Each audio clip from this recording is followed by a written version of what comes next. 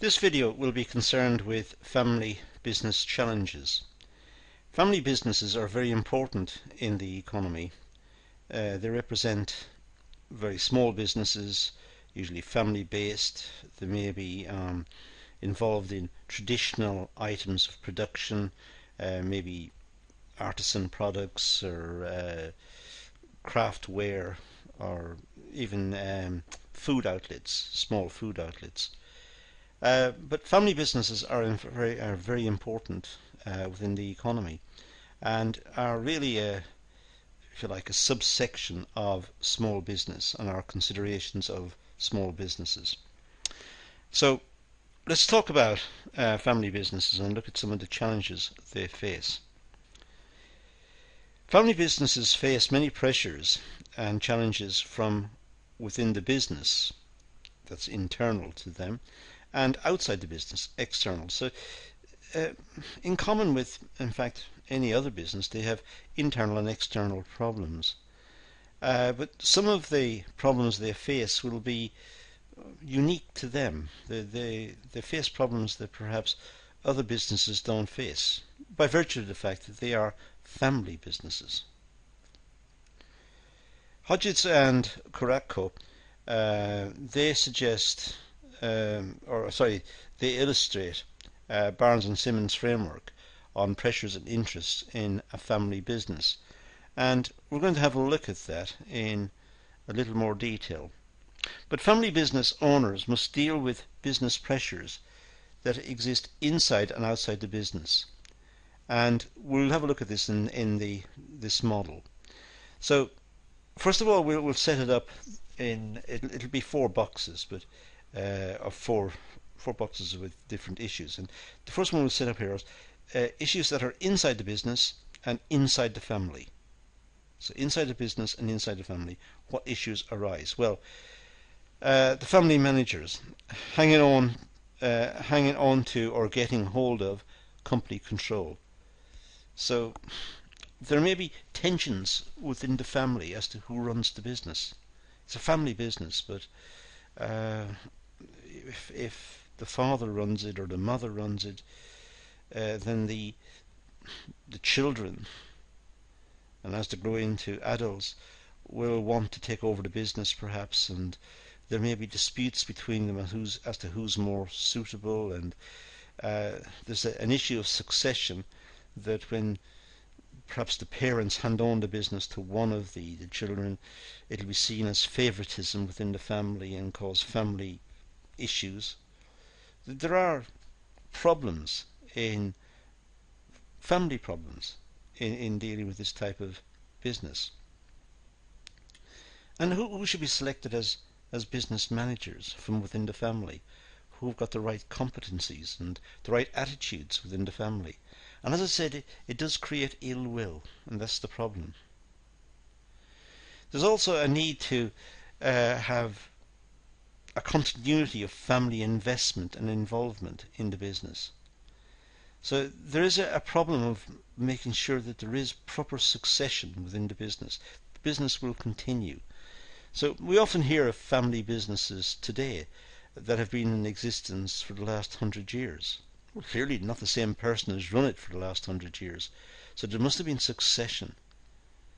But with succession, that can lead to jealousy and envy as well. But also selecting the right person, who's going to do the best job to keep the business running. And it's building a dynasty, it's building a company that's going to last over generations. And the last point there, of course, is the rivalry, which I've been talking about within the family, and how that is dealt with. So there are problems within family businesses. We can see immediately the nature of these problems by just simply looking inside the business and inside the family and seeing how that would work. But if we look outside the family, but inside the business, the employees, the rewards of loyalty, how are the employees rewarded for their loyalty?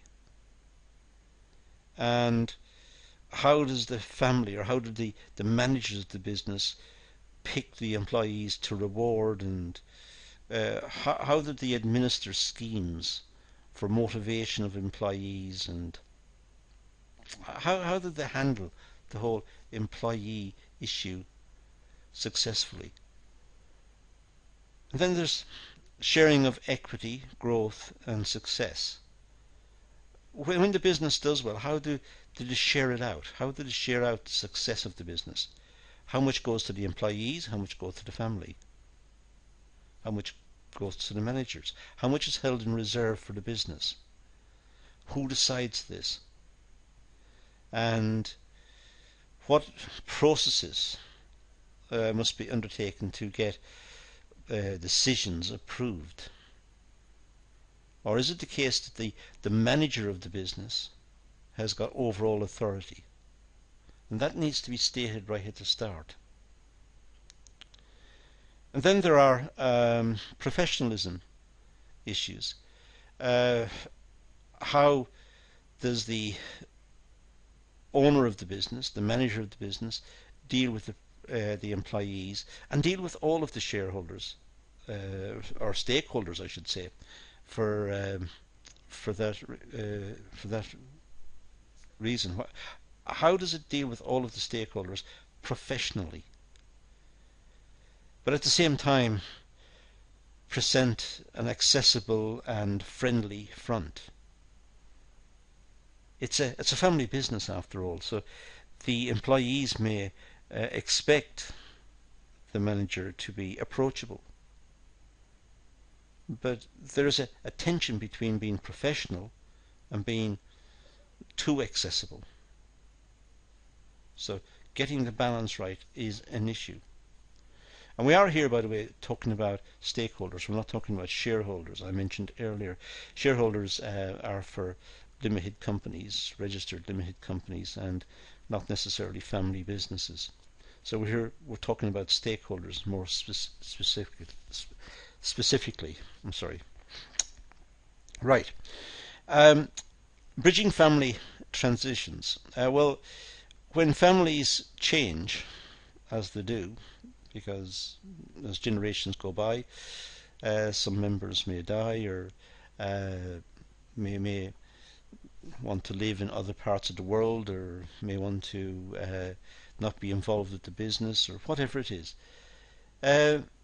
So families change over time, but the business is a constant. So it's trying to bridge the tensions of meeting the requirements of the family, although the family is changing, whilst at the same time meeting the requirements to the stakeholders. The stakeholders in this case could be the customers or the suppliers to the business, not just the employees. So it's trying to grow the business, maintain the business, even though the family itself, which was the bedrock of the business, the family has changed immensely. Now, we can see this in many family businesses that have now grown to be multinationals. Guinness, for example, is a family firm, but now it's a multinational firm. It exports across the world. There are many firms that started as small traders, sometimes started in shops as retailers, and have now grown into being producers of products and exporters of products. So the business is one aspect that is left to grow and develop and being run perhaps professionally by a manager, when the family must have the discipline to allow that manager to make good decisions on their behalf. The problem is, of course, that making decisions can be two ways. The decisions may be bad decisions, and in which case the family may want to get more involved again, or at least to scrutinize the decisions before they're implemented. So it is complex as to how they deal with that. And then there's the stake in the company. How how many of the employees are involved in the company itself, are involved and have a share in the business, have an involvement in the business. The employees may seem or may feel that they're not that important. They are simple functionaries. Or they may be involved because they have a stake in the business. It depends on the policy of the family towards the employees. The family may want the employees involved so that they are more motivated and they will understand the business more and understand the problems of the business. Or they may not want them, in which case they pay them a salary and expect them to perform certain functions, and that's the end of it. But we can see immediately from all of this so far, and we haven't finished yet, is that family businesses are complex. They're complex because they've got this extra dimension, the family, that, for example, limited companies don't have. Limited companies are, in a sense, very clean organizations in their structure. They have shareholders. Then they have the management layer, and the management layer look after the business in the interest of the shareholders. Here it's the family, and the family will have all of the tensions that families have got, jealousy and rivalry and all sorts of shifting loyalties within the family as well. And if these are brought to bear on the business and influence the business, it can be very destructive. And the employees, who are not family members, perhaps, they will find that environment very uncomfortable, very unstable. So they may not wish to work there long term. And to that end, talented skills may be lost. Talented people with lots of relevant skills may want to move to other companies. Outside the business, well, the relatives, there's the problems of income and inheritance. Who gets the income from the business, and who will inherit the business, who will inherit the assets of the business and the goodwill of the business. There are, of course, the perennial conflicts within families and the alliances that spring up within families when siblings get together for various reasons and try to outvote other siblings and try to outdo each other, and it's just the permanent dynamics of the family which may influence the business and may influence the conduct of the business. And to what extent are they involved in the business anyway? Is it the case that the constitution of the business grants power to the manager? But then, what are the checks and balances on the manager? The manager presumably must account to someone. Well, if that person decides they don't want to be involved anymore, there's a succession within the family, and we're back into the problems of succession within the family, the rivalry and the plotting and planning. And it may, of course, be a family where everyone agrees and there's broad consensus on what needs to be done. But it may not be that sort of family. It may be a family where some of the family want power for themselves and want to be more involved and get a greater return from the business than others. So again, complex. Outside the family and outside the business. Well, what's happening outside the business? Well, the competition. The competitors are rolling on irrespective. The competitors are there producing products to try and meet customer requirements, innovating the products, trying to get bigger market share. So that's happening irrespective of what's happening within the business. The technology of the business will also be changing as the competitors buy into new technology, the business will have to buy into new technology also. And there's also, of course, always the ever-present tax that needs to be levied on the business, and the business must pay its way. It must produce enough to ensure it can pay taxes and honour its obligations. And outside the business there are also regulatory agencies. It depends on the nature of the product being produced. But if it's a food product, for example, then it will have to adhere to certain standards. Otherwise it could be dangerous, or it could lead to food poisoning, or whatever it is. It could lead to issues with the customers. So regulatory agencies oversee the production, and that happens irrespective of what's happening within the family in terms of perhaps rivalries or debates about who should run the business or who should take what out of the business. That's not taken into account. The regulatory agencies are there anyway.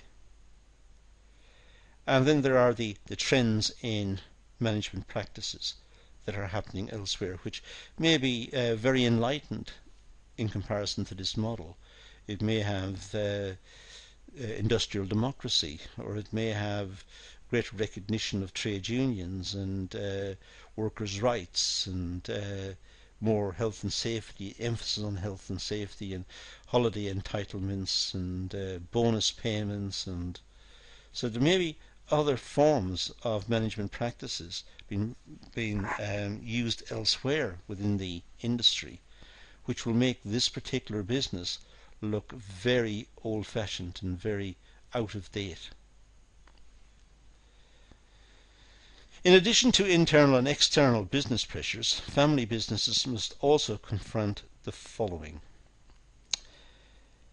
legal succession issues, picking the right person, establishing the right person in the job, and agreeing what sort of power that person will have. Now, the person who is selected may not necessarily come from the family, but the person who comes to the task may have his or her own agenda, and that needs to be discussed explicitly right at the start, so that there is clarity on both sides before the appointment is made. So there are legal issues, contracts to be signed and agreed before the succession can take place. There's also survival issues. It's important that when the business is under pressure, perhaps cash flow pressure, that the manager is able to work around this and not necessarily go back to the family, because that would again raise issues about succession and who runs the business and involvement with the business and debates within the family and more involvement. It in a sense it resurrects a lot of debates which were probably had at the start. So it's far better if the manager is able to deal with survival issues independently. And for that reason, the management style will probably be very conservative, so as to not provoke the family to be involved. But there's also issues of strategy and structure. What's the right structure for the business? The manager may have to change the business. Businesses are not constants. They almost mutate over time according to market conditions and customer requirements. And the strategy, of course, will have to account for what the competitors are doing, and globalization, look at government policy, and in fact they should be constantly looking at their Porter 5 forces analysis, or their pestle analysis, or SWOT, or whatever it is. They should constantly be looking at these to try and optimize their strategy and to ensure continuity of the business. Whether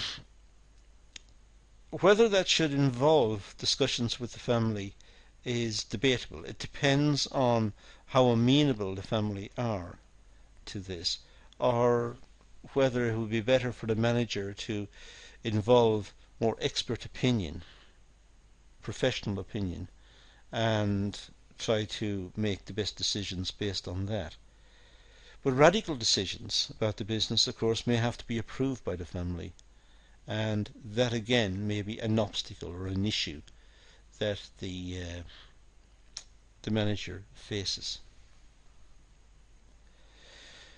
Now let's go look over these in a little more detail, a little more comment. Start with the legal succession issues. Well, nepotism is a growing concern and has impacted on employment practices within family businesses. Nepotism means passing from, let's say, father to son or father to daughter. So the person who takes over is there by virtue of the fact that their father or their mother started the business. They're not necessarily there on merit. They're not there on business skills. They're there because of their position in the family.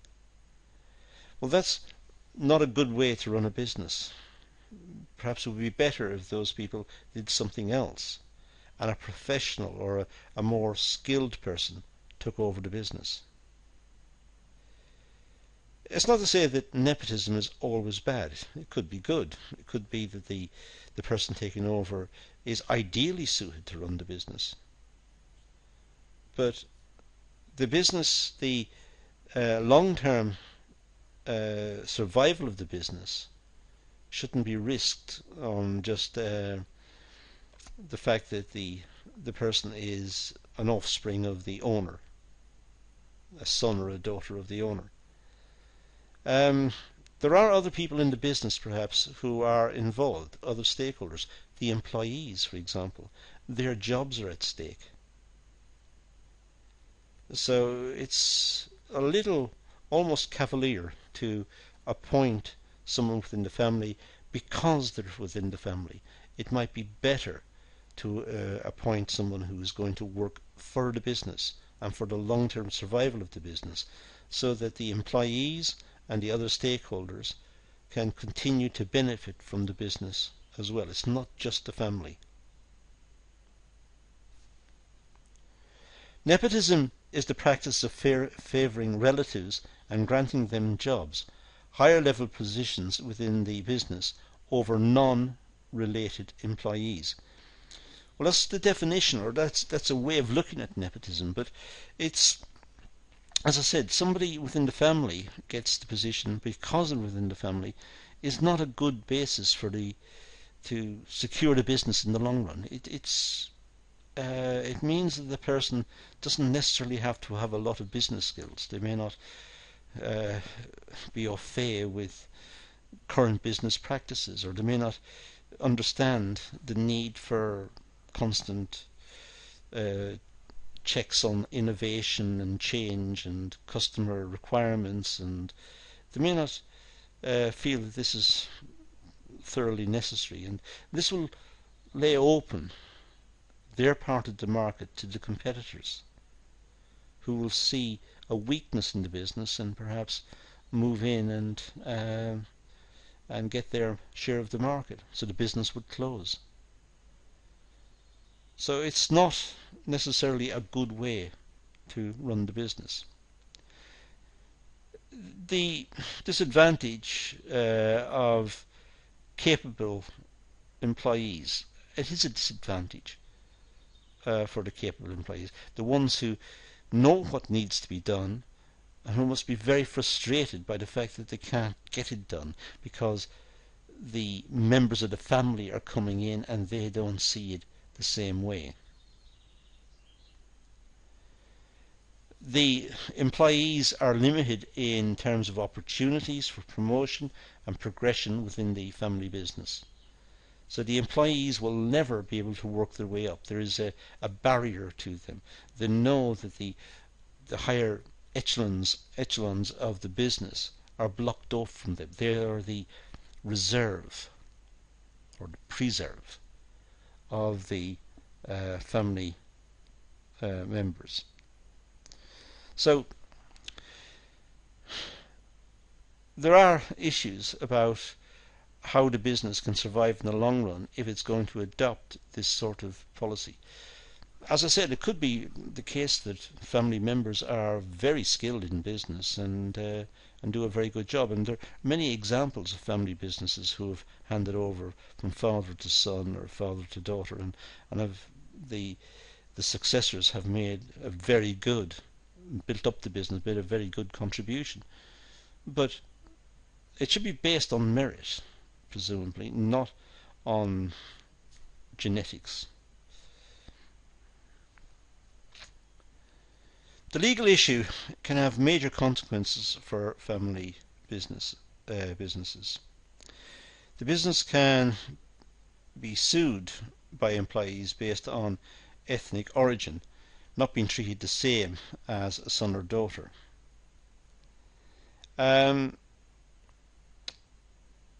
It's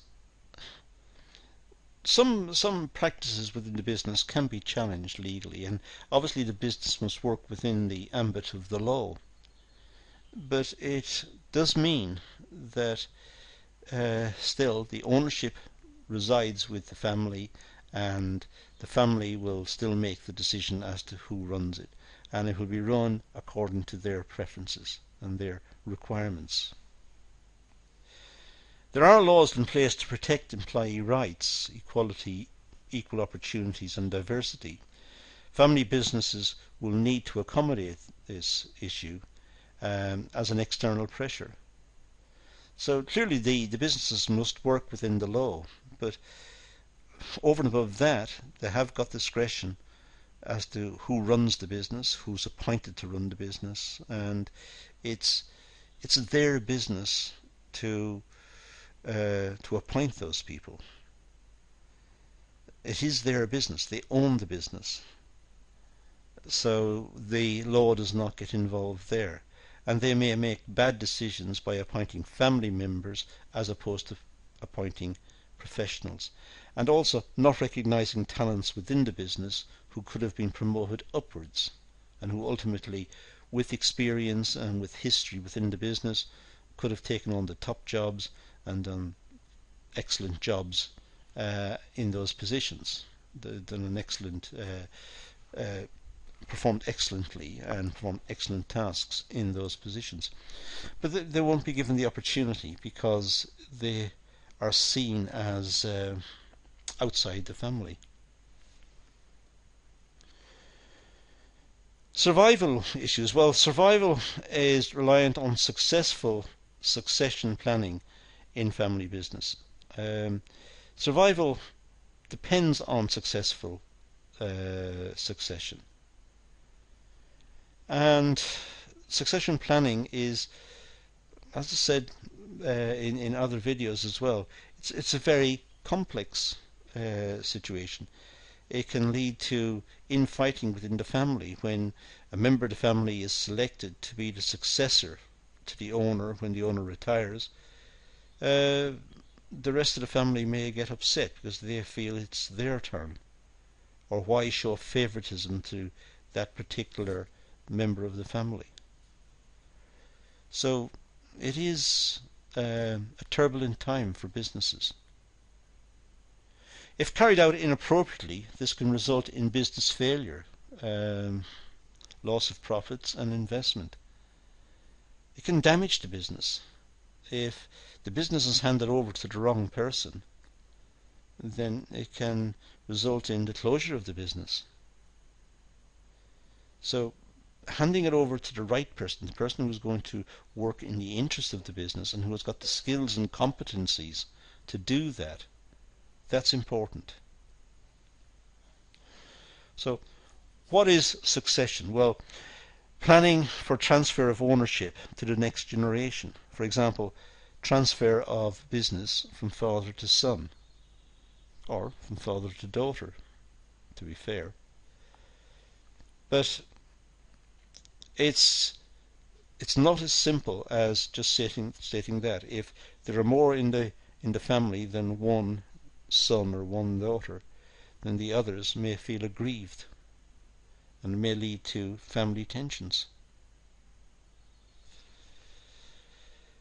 Looking at family businesses is similar to looking at small businesses, but with this extra complication.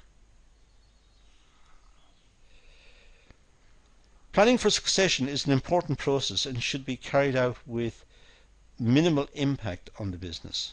So it should run smoothly. The successor should be spotted and then trained and briefed about the business, shown how the product is made, talked about the markets, understand the competitors, and this should happen over a long period of time. So there should be a long run-in, and whilst that run-in takes place, whilst that training period over a long period of time is happening, the successor can be tested as to what he or she would do under certain circumstances, and that can be contrasted with the owner's opinion, looking at the same set of facts, and that will give a good indication as to the suitability of the successor or the chosen successor in the new role. Most family businesses do not account for succession planning. Most family businesses, it seems to be the case that they let it run to the last moment and just see what happens, and then appoint someone when it's absolutely necessary to do so. Maybe the reason for that is that the owner doesn't want to admit that he or she is getting older and will need to retire, or maybe they don't foresee any reason why to have to hand over the business. They love the business, they started the business, they enjoy doing it, and they don't want to hand it over to someone else. They could be just simply too busy in developing the business, and they don't make any plans for their exit. They're just constantly trying to develop the business, not planning to get out, not planning to retire, just constantly developing it, working on new projects and getting involved in all sorts of parts of the business, and they're keen to be involved. They don't want to leave that, so there's no succession planning. Business owners and members do not have confidence in whoever will be taken over. For example, relatives, offspring, next generation. Sometimes family members looking at their sons and daughters, they don't trust the sons and daughters to be able to do it the same as them. So they don't want to hand it over. It's often the case that parents believe that their children never grow up. They just can't take on the responsibilities of a business, and so they just leave it, and there's no succession planning. It's vital businesses make plans for succession to avoid unexpected situations, for example death and retirement. Well, retirement may be expected. I wouldn't say that's totally unexpected, but death. If there's no succession planning and there's a family business and the key player dies, then maybe the business is finished. Now that would be bad for the employees and for the customers and for all associated with the business. Bad for the family because they'll lose an income stream. So it's worth having succession planning just in case that were to happen. These issues must be factored into the succession planning process. It's necessary to make the case for succession planning, and have it clearly understood within the family, but clearly understood also the issues that could arise as a consequence of succession planning. For example, conflicts within the family, and have it understood at the outset that conflicts are not required, are not sought in the process. Conflicts should be avoided, and some mechanism of distributing the revenue stream for the business within the family should be sought to compensate those who are not involved in the business, and in a sense buys them off, so that there is less aggression and less debate and disputes and arguments within the family. If organisations have planned for succession, this will enable a smooth transition between ownership in the event of death and retirement. Well, if they have managed to agree on a smooth transition, then of course that's all for the good. It means that the business can continue, and the family will still receive a revenue stream, and hopefully a professional and skilled and competent person will have taken over the business, who will grow the business and work for the interest of all the stakeholders of the business. Now, strategy and structure. Well, succession planning can be a difficult and emotional process, and is a complete transfer of ownership, ethics, values, culture and tradition. So it can be an emotional process. The owner who set up the business has developed the business, who's interested in the business. That may be a big part of his or her life. And when it comes to handing it over to someone else, that's emotional. That's a part of their life that's finished. They're not just handing over the business, they're handing over how they see the business. They're handing over their view of the business, what the business should be doing, the ethics, if you like, the values of the business, the culture of the business, how the business should deal with customers, and how it should deal with employees and with suppliers, the culture of the business, the tradition, how to go about the business.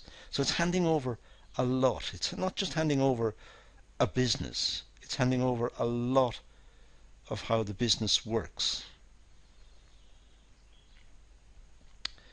At this stage, it's important to have a clear strategy and direction the business aims to move towards.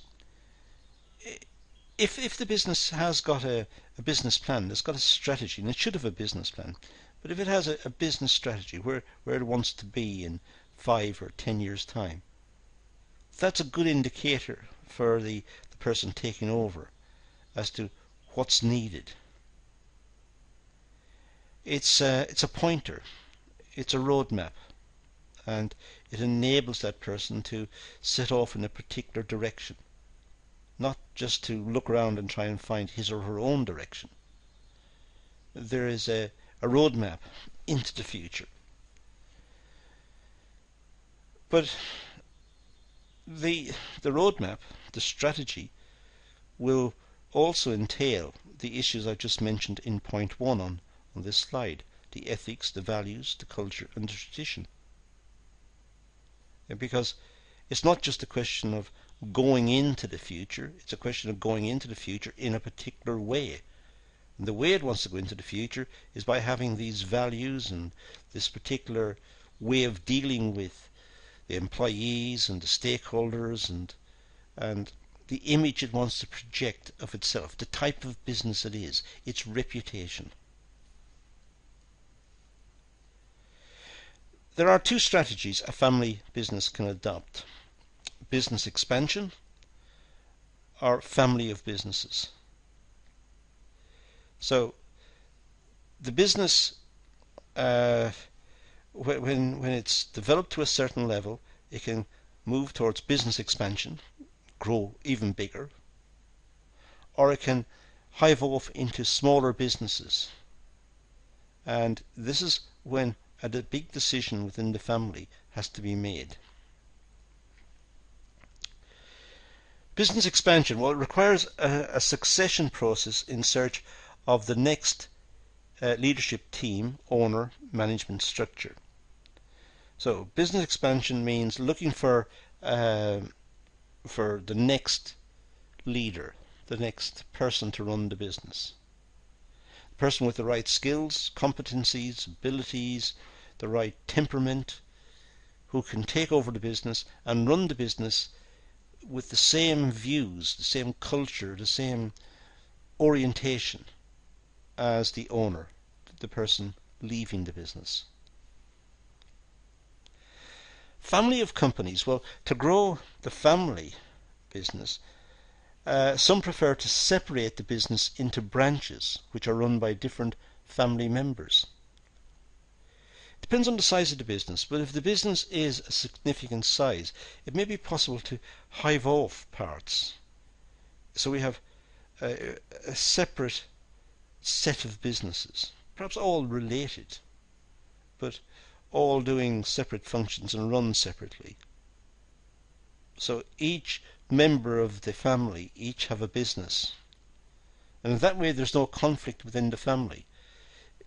But there may be issues about the economics of this. The individual businesses may be too small and not viable, or may not have the capital base to do it. So there are issues about just liberally hiving off different parts of the business and setting up this family of companies.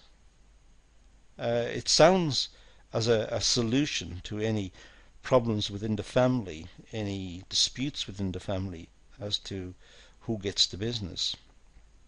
But in terms of the economics, it may not be such a great idea. It depends on the size of the original business and the capacity or the ability of the owner to split it in this particular way. So it depends on the nature of the business, and it depends on the size of the business. Long video, that's the source that we've used right throughout our discussion of succession. Hodgetts and Kuratko is standard text. It's quite an old text now, but standard text in the area if you can get your hands on it. But that's all we're going to deal with here, so let's leave it at that and say thank you for watching.